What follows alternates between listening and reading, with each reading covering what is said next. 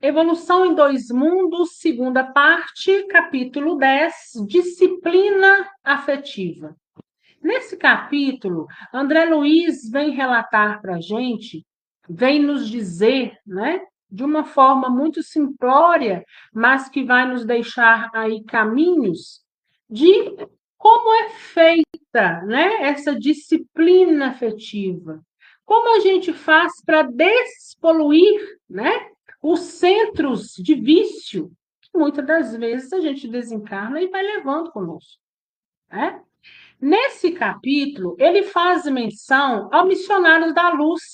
Lá no rodapé da página tem uma menção a Missionários da Luz, né? Ele pede para poder ir numa página específica. Depois, quem tiver curiosidade, pode ir nessa página onde nos direciona, né? A nota aqui no pé da página. Mas nós vamos também passar um pouquinho por Missionários da Luz, para que nós possamos, então, entender melhor esse capítulo, né? Então, o que a gente entende por disciplina afetiva, né? É despoluir aquilo que se tornou vício um dia, né? E esse um dia não é de uma encarnação, são de várias reencarnações que a gente vai tendo essa inclinação a esse vício, né? E em cada reencarnação a gente tende a reforçar, né? Ou seja, não conseguiu se ver livre, continua reencarnando e continua reforçando esse vício, né? E que vícios são esses? São vários vícios. Tanto o vício, não só os vícios materiais que nós encontramos na carne, como drogas, como sexo, né? Como bebida, como a gula, né? Que também é um vício, mas todos os vícios, né? Vícios esses que perduram e que muitas vezes nós vamos levando sim no nosso perispírito, porque isso é uma tendência nossa, né? Então, a pergunta que é feita para André Luiz é o seguinte: em que bases se verifica a disciplina afetiva nas sociedades espirituais das esferas superiores, né? Então, como que funciona essa disciplina afetiva nas esferas superiores? E André Luiz vai dizer para a gente aqui, em específico, a questão da sexualidade. E ele vem respondendo o seguinte: engana-se, lamentavelmente, quantos possam admitir o descontrole sexual como regra de conduta nos planos superiores da espiritualidade. Ou seja, esse descontrole afetivo, esse descontrole sexual não existe nas esferas superiores. André Luiz fez menção a Missionários da Luz. Quando nós estudamos Missionários da Luz, nós passamos lá pelo capítulo 2, pela epífise, né? Um capítulo até bem difícil, né? A época que nós tivemos que ter toda uma atenção especial para poder estudá-lo, visto que nós não temos, né? Pelo menos eu não tenho propriedade científica, biológica, para poder estar explicando, né, tal qual André Luiz veio nos dizendo, né? Mas, passando aqui rapidamente lá para o Missionário da Luz, no capítulo 2, ele fala da epífise o seguinte: a epífise não se trata de órgão morto, segundo velhas suposições. É a glândula da vida mental. Mais à frente, ele vem com um outro posicionamento, dizendo o seguinte: quantas existências temos despendido na canalização de nossas possibilidades espirituais para os campos mais baixos do prazer materialista? Então, nós temos o entendimento e sabemos que a epífise ou a glândula pineal, ela exerce uma função no nosso corpo físico, mas também ela exerce no nosso corpo espiritual, né? E ela exerce uma ação no nosso corpo também emocional. Nós sabemos que a glândula pineal ela é responsável pelo quê? Ela é responsável pelos nossos hormônios, dentre tantos outros, principalmente pela questão da reprodução. né? Então, essa glândula, ela é responsável por tudo isso. Só que nós já aprendemos aqui em Evolução em Dois Mundos que quando a gente desencarna, por nós termos pensamentos contínuos, a gente consegue nos estruturar e a gente consegue nos estabilizar, nos manter da mesma forma em que a gente era como na última encarnação, ou seja, o corpo físico, a gente consegue manter toda aquela estrutura, inclusive as nossas células, os nossos órgãos, né? Quando a gente sonha com um ente desencarnado, a gente não vê esse ente desencarnado sem olho, sem boca, sem nariz. A gente vê ele estruturalmente idêntico, né, ao que ele era nessa última encarnação.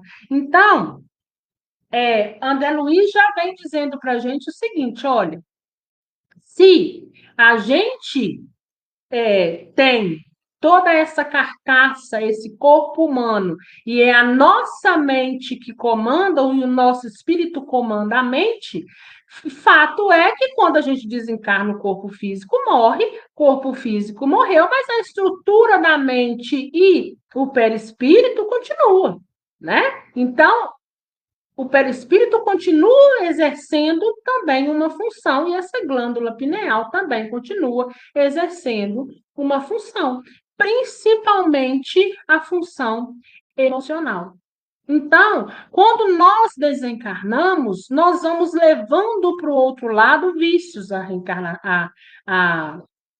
Quando a gente desencarna, a gente vai continuar de onde nós paramos, né? Então, se hoje eu estou na Terra e tenho o vício da gula, do álcool, das drogas, do sexo, do egoísmo, da vaidade, da falta de humildade, então a tendência, se a gente não trabalhar isso a tempo, é que a gente vá levando isso conosco, né? Então, André Luiz, já no segundo parágrafo, vem dizendo o seguinte: médiums que tenham observado as regiões de licenciosidade, regiões trevosas, né?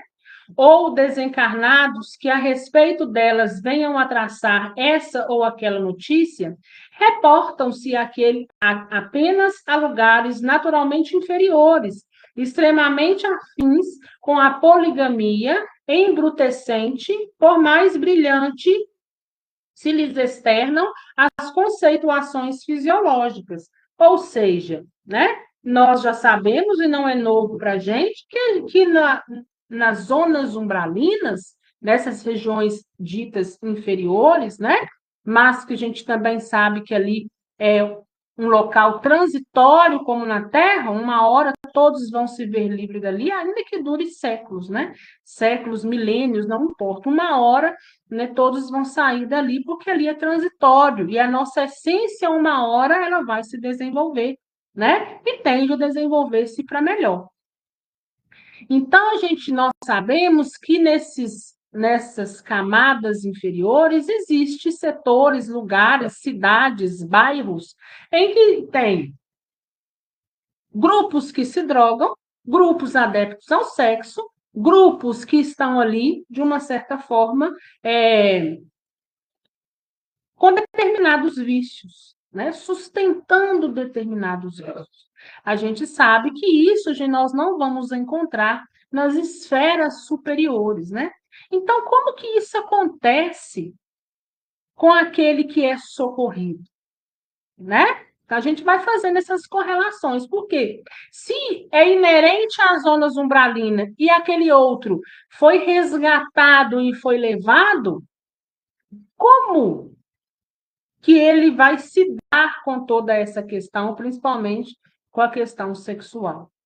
Ele vai aprender ao longo, né, depois que ele despertar, depois que ele passar por aquele estado perturbatório, que a gente sabe que pode durar segundos ou pode durar anos, e vai aprender. Os espíritos amigos ensinam a forma de canalizar essa energia, seja a energia do sexo, seja diluir e entender que não necessita dessa droga, porque o sexo, eles ensinam a canalizar porque é uma energia, é um ponto, é um centro vital, né? É um ponto genésico que há em nós. Ele faz parte da nossa estrutura, ele é importante para a nossa reprodução, mas nós não vamos encontrar cenas, né, de poligamia, de perversidade no mundo superior, nas esferas superiores, né? Isso é inerente das camadas mais trevosas. E por que isso? Porque eles foram levando no seu perispírito esse vício. Essa questão da disciplina afetiva, eles ainda não aprenderam a ter. Eles ainda precisam aprender a diluir, né? Esses vícios. E aí a gente fica pensando o seguinte, né? Aquele pessoal que está no umbral é um sofrimento só. Só que nós precisamos também fazer a comparação no seguinte: é um sofrimento para nós que está de fora vendo aquela situação. Tem alguns ali que já estão esgotados, e aí realmente entra naquele sofrimento de querer sair daquele lugar, de um esgotamento tão grande que está ali de fato arrependido, que quer socorro, que quer sair, que quer mudança. É o primeiro ponto, o arrependimento de todas as nossas falhas, nossas faltas. Mas aqueles que estão ali no ápice, no auge, estão achando tudo muito bom. Imagine vocês um grupo que desencarnou, cada um em uma época, mas se uniram ali por afinidade, mas que na Terra fazia uso muito leviano, uso indiscriminado de qualquer forma, de qualquer jeito, com qualquer um do sexo, porque era um viciado sexual. Né? Então, ele vai fazer o quê? Ele vai unir a esse grupo. Então, o ato sexual em si gera prazer, né? E por gerar prazer, para eles, tudo certo. Para eles está tudo muito bom. Só que a gente pensa com outros olhos, com olhos de quem está de fora da situação. Uma pessoa que vive naquele ciclo constante de sexo, sexo, dia e noite, 24 horas, nós temos que concordar que é penoso, né? Que é uma situação difícil em que eles se encontram e que eles ainda não enxergaram a situação em que eles estão vivendo. A gente tem um olhar hoje em dia para a Cracolândia. Toda vez que passa no jornal ou que alguém passa por perto, olha e fala: Jesus, misericórdia desse povo, como que eles conseguem viver dessa forma? Mas para eles que estão ali dentro daquele vício, dentro daquilo que por hora está te trazendo um determinado prazer, eles não estão enxergando aquilo ali como sofrimento. Muitos têm noção do sofrimento, mas falam: eu quero sair, mas eu não consigo. Então, continuam ali naquela vida.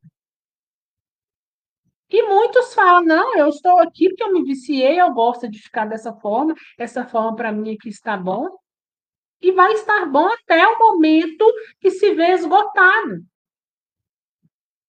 Então, nós que estamos de fora é que temos esse olhar misericordioso lá para aquelas dimensões umbralinas. Aqueles magos negros que ficam ali constantemente praticando magia negra, praticando mal, né? Eles têm até biblioteca de estudo. Eles também estudam a pineal, eles também estudam os campos de força. Por quê? Porque é através da mente que eles vão trabalhar. Então, eles têm grande inteligência, né, no que tange ao conhecimento, mas eles não têm, né, nenhuma evolução moral, nenhum crescimento moral, nenhuma inteligência moral. É o que lhes falta. Então, por isso, eles fazem, né, sem pensar no sentimento do outro. Só que nós precisamos pensar que a sexualidade abusiva, a sexualidade leviana, muitas das vezes vai gerar no outro um furto, um roubo de energia.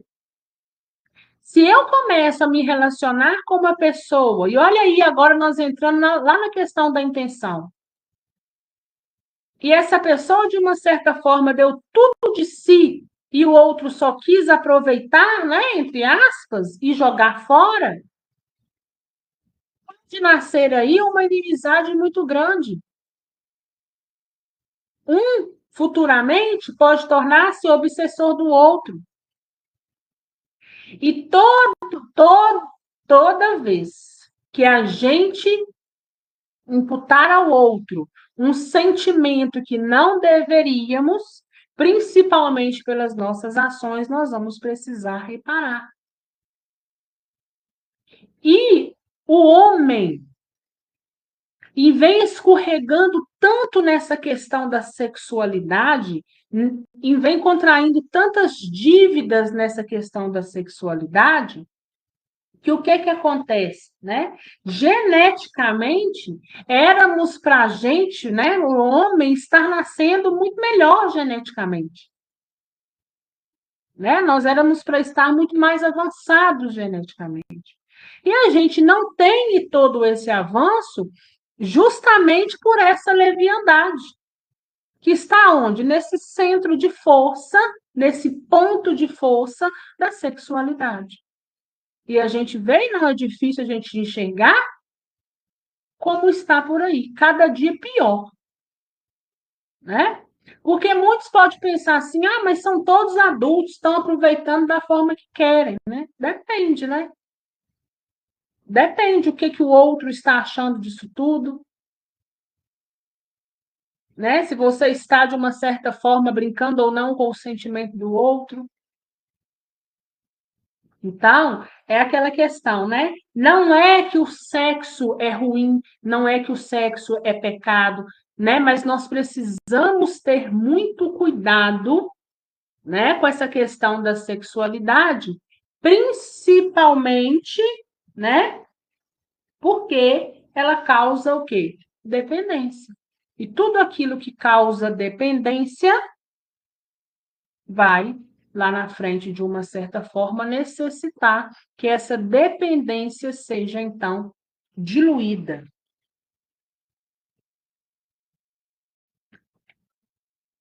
Nos planos enobrecidos, ou seja, nos planos superiores, nos planos positivos, realiza-se também o casamento das almas conjugadas no amor puro, verdadeira união expolícia, né? União matrimonial de caráter santificante, gerando obras admiráveis de progresso e beleza na edificação coletiva.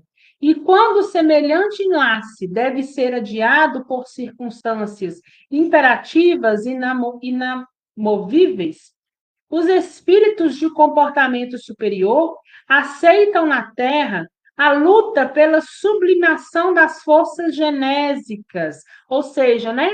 Eles, quando existe, primeiro, dois pontos. Existe o casamento das almas nos planos espirituais. Nós já sabemos qual casamento é esse. Nós precisamos deixar frisado, porque as pessoas, todas as vezes que se deparam para esse assunto, é tema de discussão, é tema que cada um vai para um lado e cada lado mais esquisito que o outro, vamos dizer assim, né? Já foi objeto de estudo nosso aqui. Existe casamento, união entre almas, entre espíritos? Existem, entre espíritos afins. Esse espírito quer dizer que foi o seu marido na última encarnação? Nem sempre.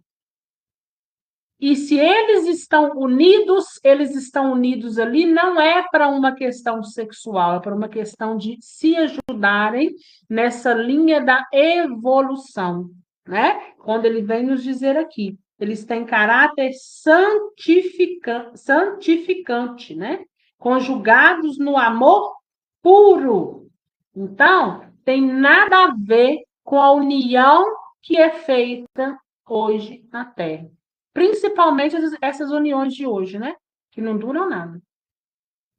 Daqui a pouco já inicia o casamento pensando em terminar, né? As almas afins, as almas gêmeas, elas não são dessa forma.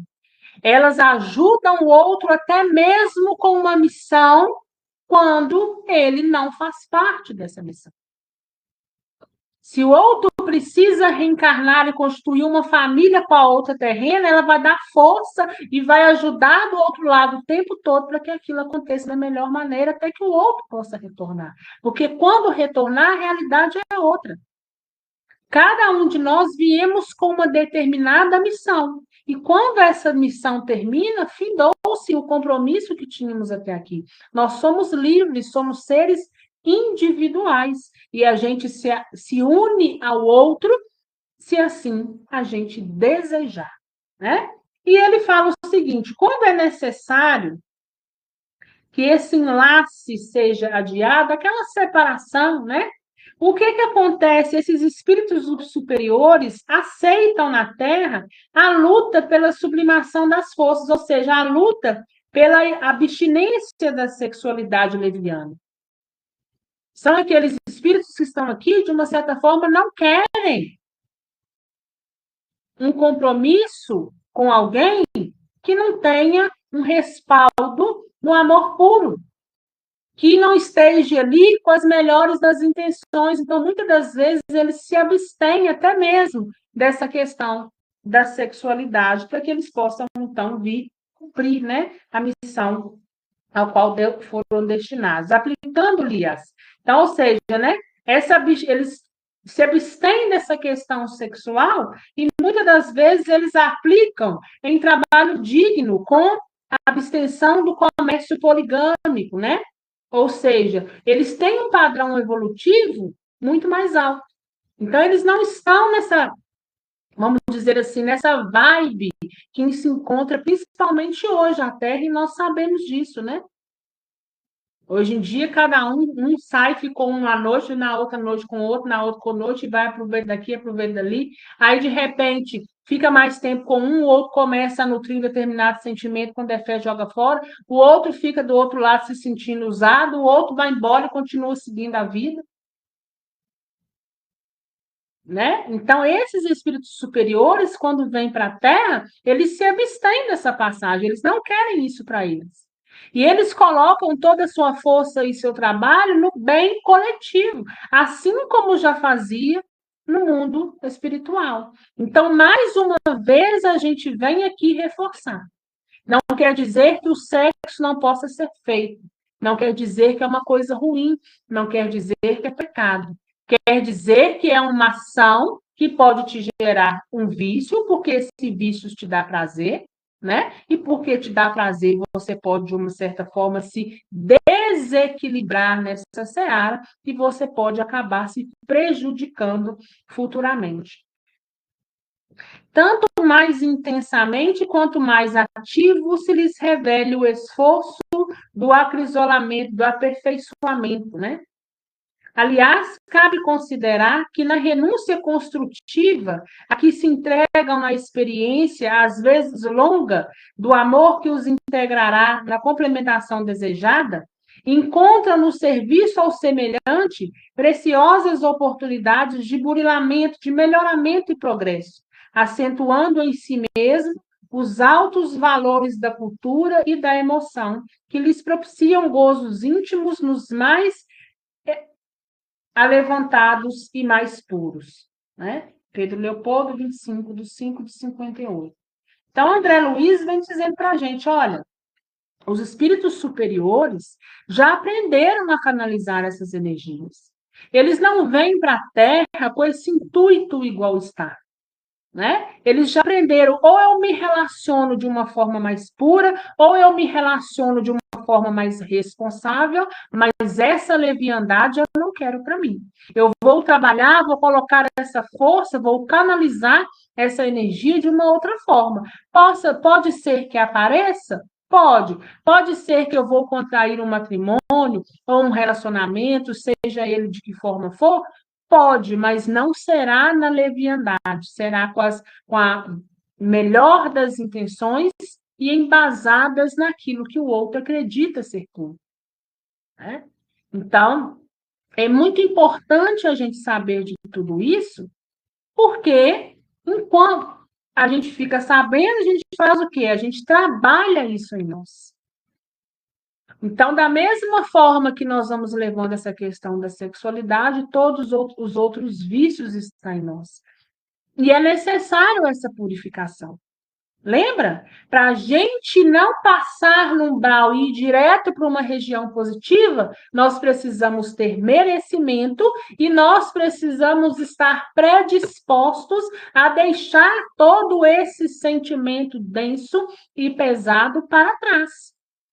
Então, ainda é tempo da gente exercitar isso em nós, né? Que nós possamos ampliar a nossa consciência, que não é porque a gente está vendo todo mundo fazer que é o certo e que a gente tem que querer isso para a gente. Não é porque eu vejo o outro me drogar que no momento de, às vezes, de desespero ou de um determinado problema que eu também vou me drogar. Não é por isso que eu vou me entregar ao sexo fácil. Não é por isso, né, que eu vou me entregar aí à falta de perdão diante de um litígio, né, de uma briga, de uma desavença. Então, que nós possamos pensar em cada área, né? Não é porque eu construí muito que eu vou querer tudo para mim e vou estar levando comigo sempre o egoísmo, que a gente sabe que é porta aberta para que todos os outros requisitos densos possam chegar. Que a gente possa ter, acima de tudo, discernimento. Alguma dúvida, gente?